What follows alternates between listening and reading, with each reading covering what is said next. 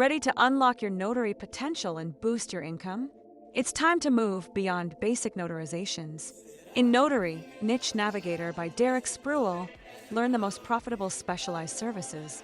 Learn to master high-demand areas like loan signings, international apostilles, and I-9 employment verifications. This essential guide offers new ideas to help you become the go-to expert in your field. Grab your copy of Notary, Niche Navigator by Derrick Spruill today and start building your empire. Welcome to Notary Knowledge. I am Marylyn. And I am Eddie. Somewhere in a local strip mall shipping store, or, maybe sitting in an unlocked desk drawer at a real estate office right now, is a spiral-bound notebook. Yeah, just a regular cheap notebook. Exactly.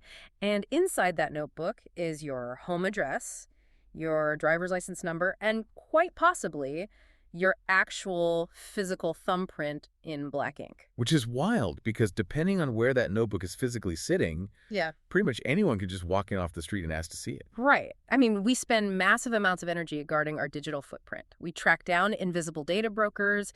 We navigate complex privacy settings on our phones. But today, we are exploring a massive analog blind spot that is just hiding in plain sight. It really is the ultimate collision between centuries-old fraud prevention and the modern data privacy era. We're looking at the institution of the notary public crashing head-on into the tsunami of comprehensive data privacy laws reshaping the country. And we have a huge stack of sources today to back this up. We're talking state notary handbooks, government codes, and some really deep legal analyses of major state data privacy acts. Yeah, from the CPRA in California to the VCDPA in Virginia.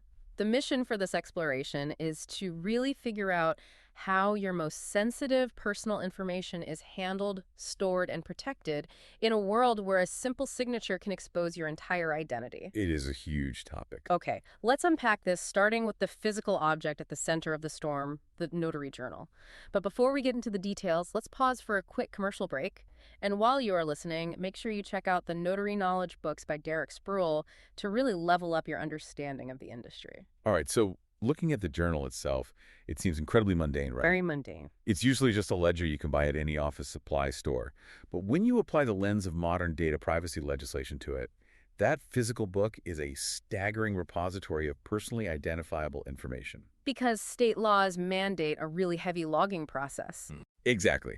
We are talking dates, printed full names, current home addresses, and it gets more specific, the serial numbers of driver's licenses or passports, and their exact expiration dates. So every time you finalize a will, buy a house, or sign a power of attorney, you are basically handing over the core ingredients of your identity. You are. And the sources outline requirements that go way beyond just written data. Yeah, like if you live in California, the government code mandates a right thumbprint for any document affecting real property, so things like a deed, as well as powers of attorney. A literal thumbprint. Wait, so if I signed a deed, does the state supply the notary with, some kind of secure, encrypted biometric scanner that sends the data straight to a government vault? No, and that is the glaring vulnerability at the heart of this whole thing. It is a literal ink pad. Oh, wow. Just ink on paper? Yeah, you press your thumb onto the ink and you roll it onto the paper page of the ledger. We are talking about raw, unsecured biometric data just sitting in a physical book. That is terrifying. It is. And when we look at this through the framework of the California Privacy Rights Act, CPRA, that physical book is a goldmine of what the law officially classifies as sensitive personal information. Right, because the CPRA specifically elevated the protection of those exact data points, didn't it? Like biometrics and government ID numbers. It did. The CPRA created a whole tiered system because lawmakers recognized that a driver's license number or a thumbprint isn't just a regular data point. It is the exact key needed for severe systemic identity theft. So these massive new privacy laws force corporations to build, heavily encrypted digital fortresses around this exact type of data. Exactly. But the irony is that the very same data sits completely unencrypted in paper notebooks on desks across the country. Which honestly reminds me of an internet cookie cache, but in the physical world. Oh, that's a good way to look at it. Right. We worry endlessly about websites tracking our clicks and dropping cookies in our browsers. We clear our cache all the time. But we have a physical analog cache out in the real world containing our actual biometrics, home addresses, and ID numbers. And that vulnerability extends into the digital realm now, too. Because of remote online notarization, or ON, Oh, yeah. states like Virginia and Florida now require extensive electronic records for remote notaries. Just think about what an audio-video recording of a notarial act actually entails. You are sitting in your living room, you are holding your physical ID up to a webcam, and you are reading legal oaths aloud. Which means that video file captures your facial biometrics, your voice print, a high-resolution image of your government ID, and a clear view of the inside of your private home. And Florida mandates that the entire unedited audio-video recording be stored on a server for a decade. 10 years, which forces us to ask the most critical question in any data privacy discussion. Who actually has access to this treasure trove of sensitive information once it's collected? You would naturally assume, given the severity of the data we just outlined, that the rules for accessing a notary journal would be incredibly strict and universally standardized. You would think so. But the reality is a complete patchwork. It is literally a geographic lottery across the United States. According to Nevada's revised statutes, a notary's journal is open to public inspection without qualification. Meaning the barrier to entry is virtually non-existent. None. A person can simply walk into an office, request the journal, and flip through the pages, just viewing the addresses and ID numbers of everyone who signed a document before them. That is just wild. But then you cross the border into Arizona, and the legal philosophy flips to a dual approach. Yeah, Arizona's interesting. If an Arizona notarial act involves something confidential under state or federal law like attorney-client privileged information, the notary is required to keep a separate confidential journal specifically for those non-public records. But for the standard public entries, anyone can still view them, right? Right, provided they submit a specific written request detailing the month, year, and the name of the person whose signature was notarized. So Arizona puts up a slight administrative hurdle, but the data remains fundamentally public. The state operates on the premise that the public has a right to verify the transaction. But then you look at states like California and Massachusetts, which swing the pendulum back toward privacy. Both of those states require the journal to be kept in a locked, secure location at all times when not in active use. And California goes even further. They only allow line item requests. Right, so a member of the public cannot just browse the book. No, they have to request a specific line, and the notary provides only that line. The sources mention the National Notary Association even recommends a physical tool called a notary privacy guard. Oh yeah, I've seen those. It's literally just a piece of plastic with a viewing window cut out. The notary places it over the page to physically conceal the unrelated entries above and below yours. That way, you can't memorize the passport number of the person who signed a mortgage an hour before you did. It's a low-tech solution to a very serious privacy issue. So think about what this means for you, the listener. If crossing state lines from Nevada to Arizona to California fundamentally changes whether your identity is treated as a public open book or a tightly guarded secret, does this system make any sense in our current digital age? What's fascinating here is the historical tension this patchwork reveals. We have to remember why notaries were created in the first place. Oh, yeah, to prevent fraud. Exactly. Their primary centuries-old function is transparency. They serve as impartial, state-appointed witnesses. Historically, the best way to prove a transaction wasn't forged was to make the record of it entirely public. Sunlight was the best disinfectant. But modern society demands the exact opposite. We are so terrified of identity theft, so we demand absolute privacy. We are caught in this massive tug of war. We really are. The legal system needs the transparency to authenticate property transfers and wills, but citizens need the privacy to protect their livelihoods. And you can see this tension perfectly articulated in the New York regulations from our sources. Yes, New York recently mandated that keeping a journal is a standard of reasonable care. The regulations explicitly state it is not a discretionary choice. It is a vital requirement to protect both the public from fraud and the notary from false accusations. Because in a court of law, that journal is the definitive piece of evidence. So the very thing that makes you vulnerable, the detailed logging of your personally identifiable information, is the exact mechanism the legal system relies on to prove you are who you say you are. It is a structural catch-22. It really is. And before we get into how modern privacy laws are totally blowing up this catch-22, we are going to take a quick pause for a commercial break. But real quick, if you are finding this exploration valuable, please take a second to rate the show, subscribe, and share notary knowledge with others. So for decades, that tension between transparency and privacy just hummed along in the background. The risk was low because obtaining the information required physically traveling to a notary's office. Right. But the landscape shifted dramatically starting in 2023. We officially entered the era of the modern comprehensive data privacy law. Yeah, this patchwork of state notary rules wouldn't be such a crisis if it weren't for the massive wave of legislation that followed. It started heavily in California with the transition from the CCPA to the CPRA.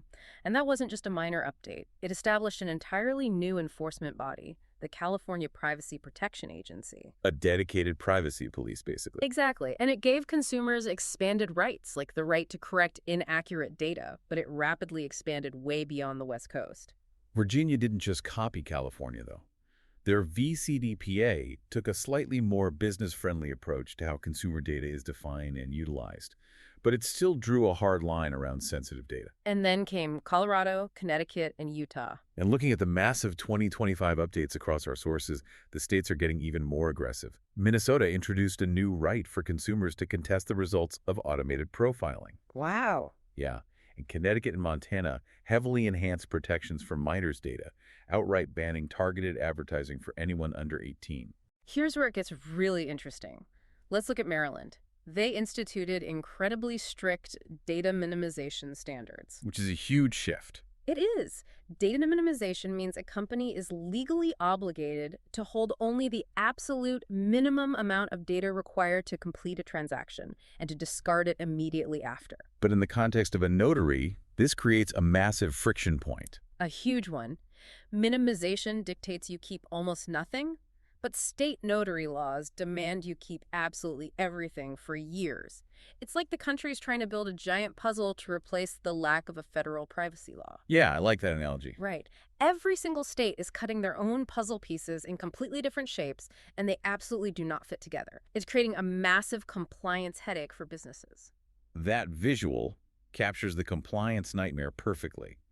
If we synthesize the core trend across all these states, the United States is largely adopting an opt-out model for general consumer data. Which differs significantly from Europe's GDPR, right? Right.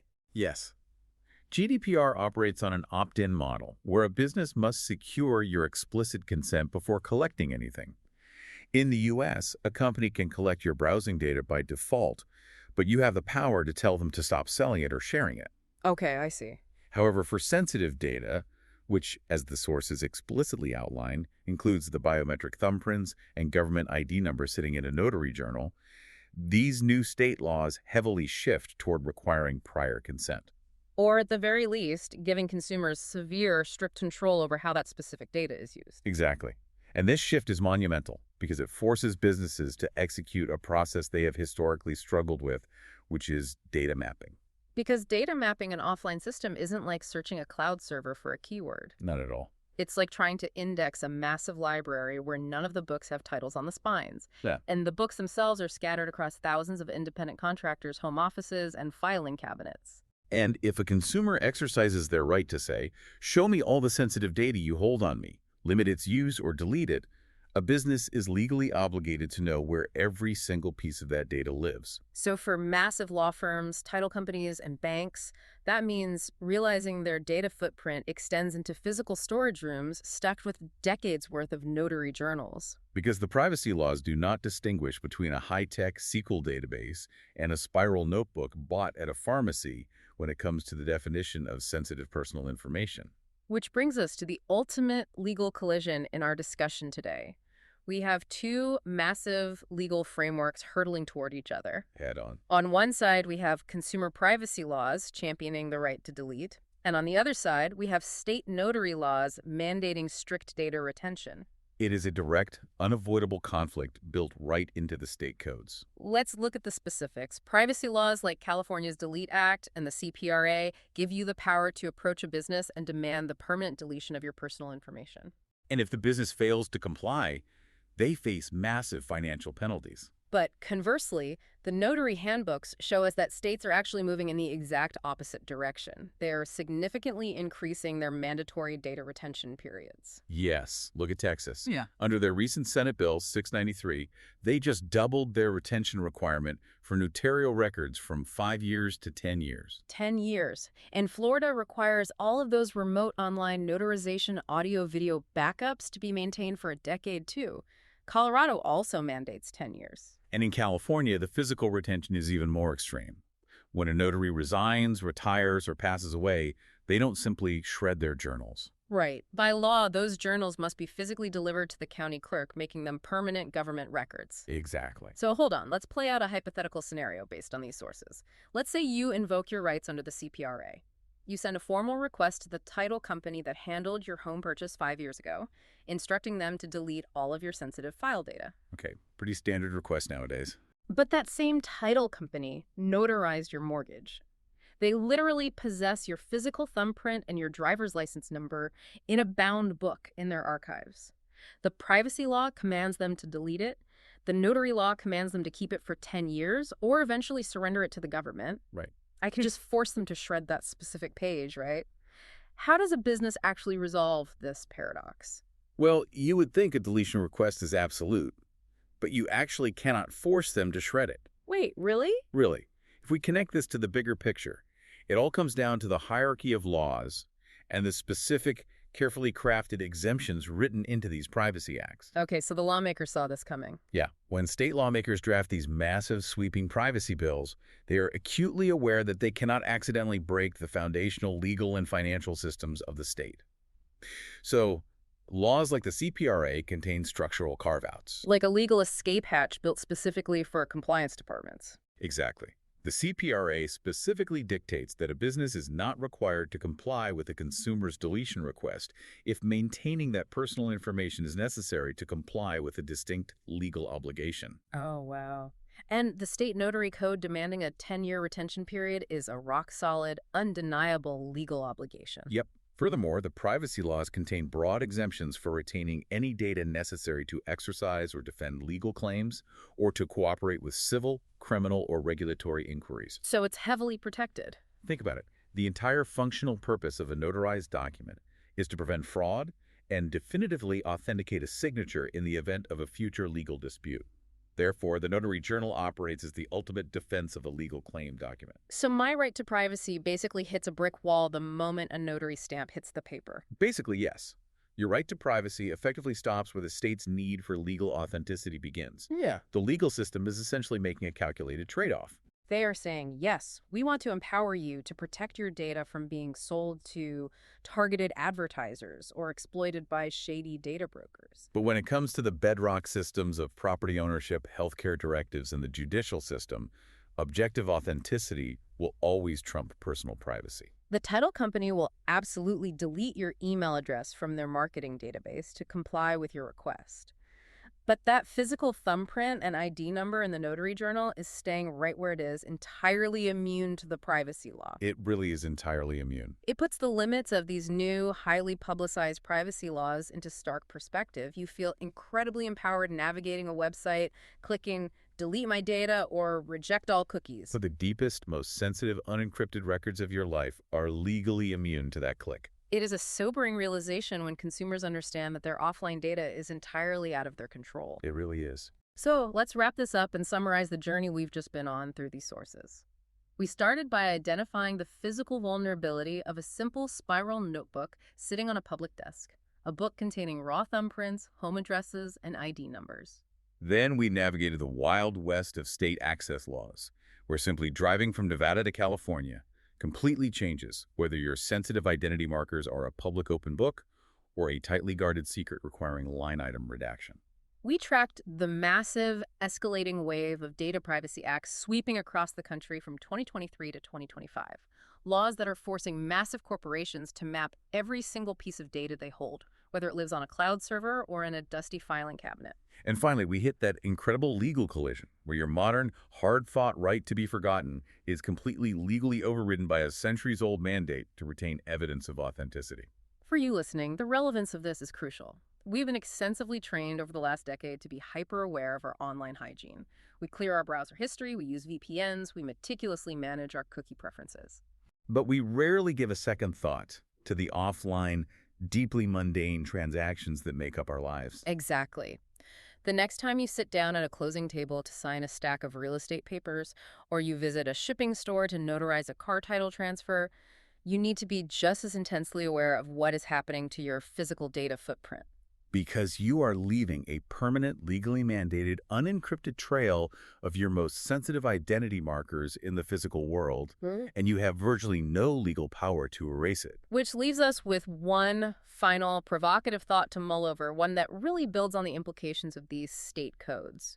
We've talked extensively about California requiring physical right thumbprints for real estate deeds. Right. We've talked about states mandating these journals be retained for a decade, and crucially, laws that require those journals to eventually be turned over to county clerks when notaries retire or pass away. And that requirement systematically consolidates millions of disparate records into centralized local government archives.